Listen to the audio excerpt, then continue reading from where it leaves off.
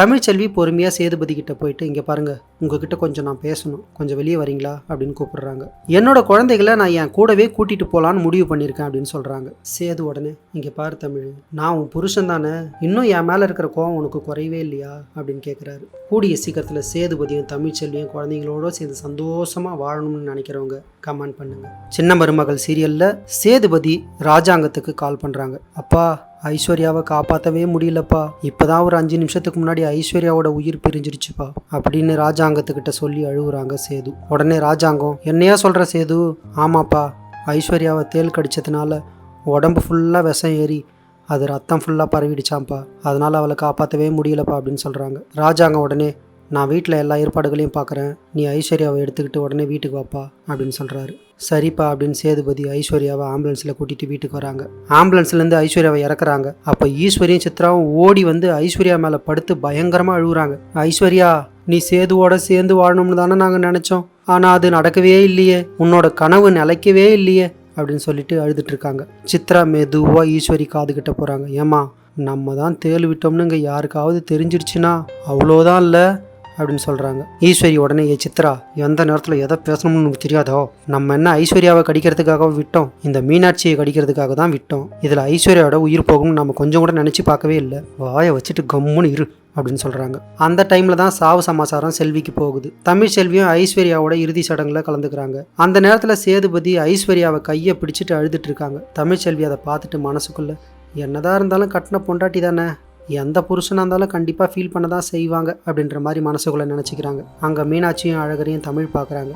அப்படியே இந்த பக்கம் பார்த்தா சேது அழுவுறதையும் பார்க்குறாங்க. கொஞ்ச நேரத்தில் ஐஸ்வர்யாவோட இறுதி சடங்கெல்லாம் முடியுது. வீட்டில் இருக்கிற எல்லாருமே சோகமாக உட்காந்துட்டு இருக்காங்க. தமிழ்ச்செல்வி பொறுமையாக சேதுபதி கிட்ட போயிட்டு, இங்கே பாருங்க, உங்ககிட்ட கொஞ்சம் நான் பேசணும், கொஞ்சம் வெளியே வரீங்களா அப்படின்னு கூப்பிடுறாங்க. சேதுபதி வெளியே வந்து, சொல்லு தமிழ் அப்படின்னு கேட்குறாரு. நீங்கள் எல்லாருமே சோகத்தில் இருக்கீங்க, அது எனக்கு நல்லாவே தெரியும், இருந்தாலும் என்னோட மனசுக்குள்ளே ஒன்று தோணுது, அதை உங்கள்கிட்ட சொல்லணும்னு நினைக்கிறேன், சொல்லு தமிழ், எதுவாக இருந்தாலும் சொல்லு அப்படின்னு சேது கேட்குறாரு. உங்கள் வீட்டில் இத்தனை பேர் இருந்தும் குழந்தைய ஒழுங்காகவே கவனிச்சிக்க முடியல, குழந்தைய கடிக்க வேண்டிய தேள் இப்போ ஐஸ்வர்யாவை கடிச்சு இப்போ ஐஸ்வர்யாவும் உயிரோடவே இல்லை, அதனால் என்னோட குழந்தைகளை நான் என் கூடவே கூட்டிகிட்டு போகலான்னு முடிவு பண்ணியிருக்கேன் அப்படின்னு சொல்கிறாங்க. உடனே சேது, இந்த நேரத்தில் என்ன பேசுகிற தமிழ், என்னால் குழந்தைங்களை விட்டு நிஜமாவே இருக்க முடியும்னு நீ நினைக்கிறியா? நான் குழந்தைங்களை விட்டு இருக்க மாட்டான்றது உனக்கும் தெரியும், ஏற்கனவே வேற ஐஸ்வர்யா போய் சேர்ந்துட்டா, இப்போ குழந்தைகளையும் என்கிட்ட இருந்து நீ பிரித்து கூட்டிகிட்டு போயிட்டேன்னா அதையே நினச்சி நான் என்ன ஆவேன்னு எனக்கே தெரியல, கண்டிப்பாக குழந்தைங்களை விட்டு என்னால் இருக்க முடியாது அப்படின்னு சொல்கிறாரு. உடனே தமிழ், இங்கே பாருங்க, என்னோட குழந்தை எனக்கு ரொம்ப முக்கியம், யாருக்கிட்ட பேசினா என் குழந்தைங்க என் கூட வரும்னு எனக்கு நல்லாவே தெரியும் அப்படின்னு நேராக கிளம்பி பஞ்சாயத்து தலைவர்கிட்ட போகிறாங்க தமிழ். அங்கே நடந்த எல்லா விஷயத்தையும் பஞ்சாயத்து தலைவர்கிட்ட சொல்கிறாங்க.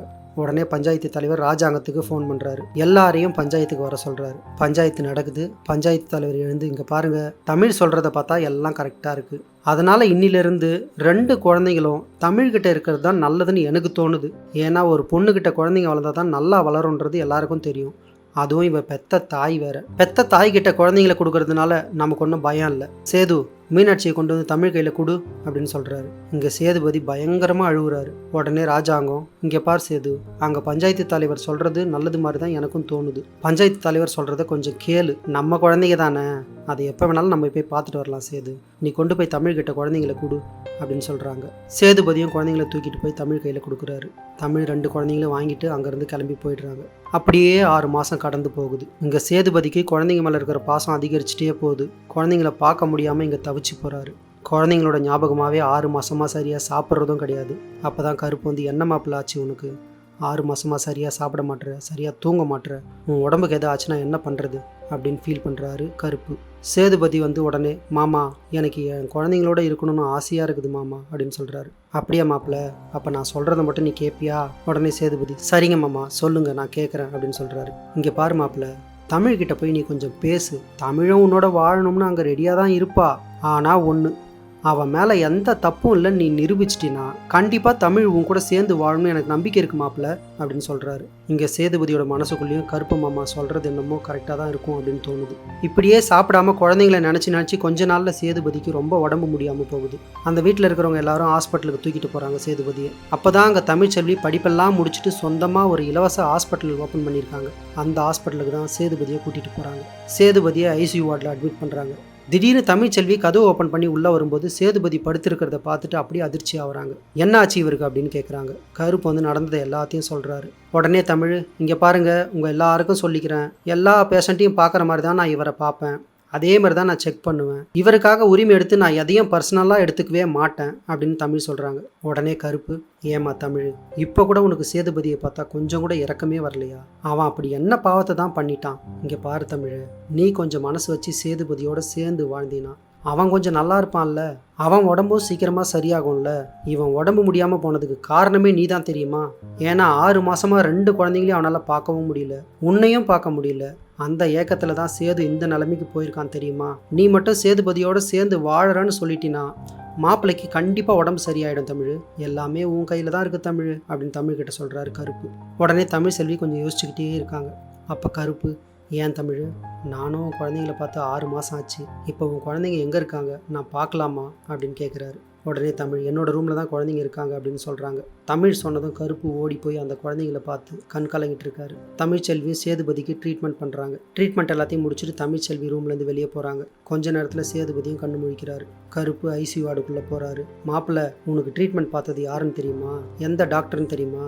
அது நம்ம தமிழ்ச்செல்வி தான் மாப்பிள்ளை அப்படின்னு சேதுபதி கிட்ட ரொம்பவே சந்தோஷமாக சொல்கிறாரு. சேதுபதியும் அதை கேட்டு ரொம்ப சந்தோஷப்படுறாரு. உடனே சேதுபதி, மாமா, இப்பயாவது என்னோட குழந்தைங்கள நான் பார்க்கலாமா, அவங்க எங்கே இருக்காங்கன்னு கொஞ்சம் கேளுங்க மாமா அப்படின்னு சொல்கிறாரு. கண்டிப்பாக மாப்பிள்ள, நான் போய் கூட்டிகிட்டு வரேன் அப்படின்னு கருப்பு போகிறாரு. தமிழ்கிட்ட போய் எப்படியோ பேசி சமாதானப்படுத்தி 2 குழந்தைங்களையும் தூக்கிட்டு வராரு. குழந்தைங்க வர்றதை இங்கே சேதுபதி பார்த்ததும் எந்திரிச்சு உட்கார்றாரு. பக்கத்தில் உட்கார வச்சு கொஞ்சிக்கிட்டு இருக்காரு. அப்போ சேதுபதி கருப்பு கிட்ட, மாமா, என்னோட 2 குழந்தைங்களையும் தூக்கிட்டு போயிட்டு நானும் தமிழ்ச்செல்வியை பார்க்க போவா அப்படின்னு கேட்குறாரு. போங்க மாப்பிள்ள, தமிழுக்கும் உன்னை கண்டிப்பாக பிடிக்கும், ஆனால் அவள் யாருக்கிட்டையும் வெளிப்படையாக சொல்லாமல் அதை மறைச்சிட்டு இருக்கா மாப்பிள்ள, நீங்கள் போங்க மாப்பிள்ள அப்படின்னு கருப்பு சொன்னதும் சேதுபதி 2 குழந்தைங்களையும் தூக்கிட்டு தமிழோட ரூமுக்குள்ளே போகிறாரு.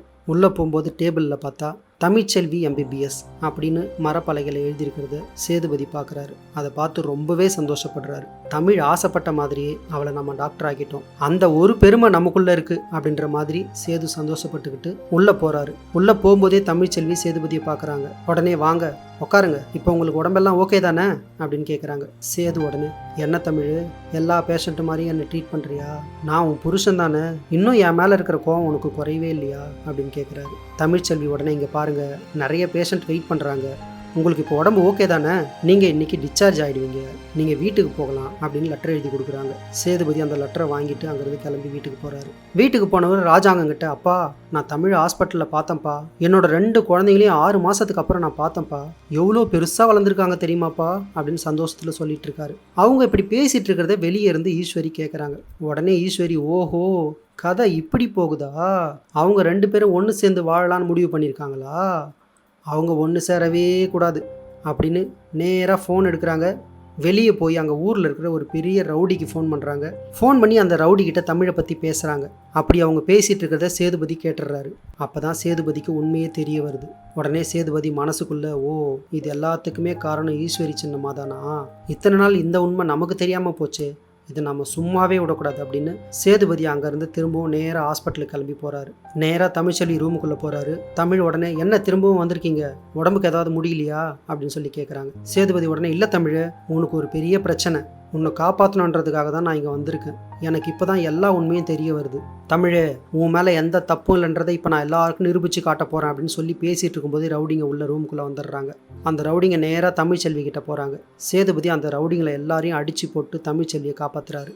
தமிழ்ச்செல்வி உடனே மனசுக்குள்ளே நினைக்கிறாங்க, நமக்கு ஏதாவது ஒரு பிரச்சனைனா உடனே துடிச்சு போகிறது சேது மாமா தான் இல்லை அப்படின்னு அவங்க யோசித்து, நம்ம 2 குழந்தைகளுக்காகவாவது நம்ம சேது மாமாவோட சேர்ந்து வாழணும் அப்படின்னு யோசிக்கிறாங்க.